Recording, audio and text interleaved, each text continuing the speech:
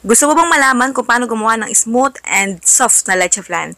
Sekretos kung paano gawin ito?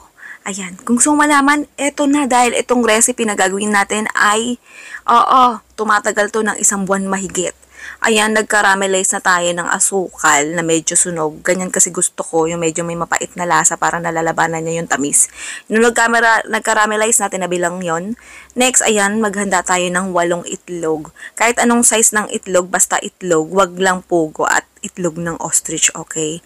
Oo, buo talagang itlog kasama yung puting itlog kasi para walang sayang at hindi sumakit ang ulo mo kung saan ang gagawin mo dyan, ganon. Ay, ang nilagay ko na yan, na liquid na yan, lemon yan. Lemons, flavoring lang yan. Pampatanggal ng amoy ng nung lansa, ganun. Nung hinalo ko, tinabilang natin pansamantala. Ayan, si Esha yung kumukuha ng isa na yan. Ayan, gusto niyang punasan, kaya ayam. Let go. Ayan, hayaan natin siya. Gusto niya siyang maganda. Madumi pa ang kuko. Okay lang yan. Huwag kang ano dyan.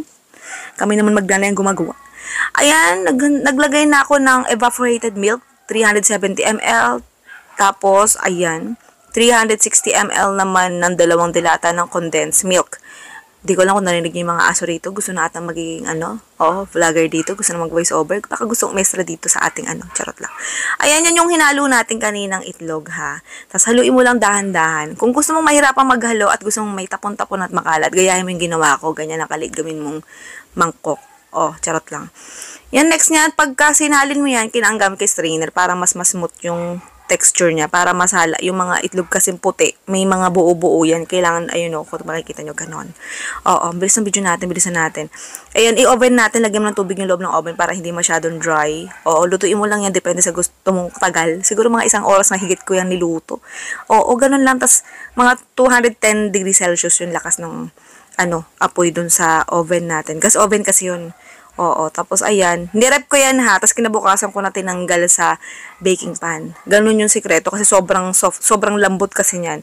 Ngayon, ilagay mo siya sa rep bago mo hiwain, bago mo i-unmold para sigurado na hindi siya masisira. Tingnan nyo naman, nasira na siya nung nasa baking pan pa lang kasi nga, atat kasi ako kaya ganyan nangyari. Kaya kung atat ka rin, ganyan din mangyari sa leche flan mo.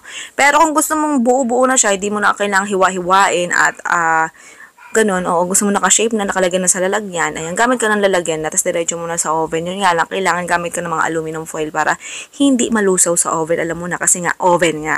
Diba? Makikita nyo, napakakinis niyan. Walang kabutas-butas.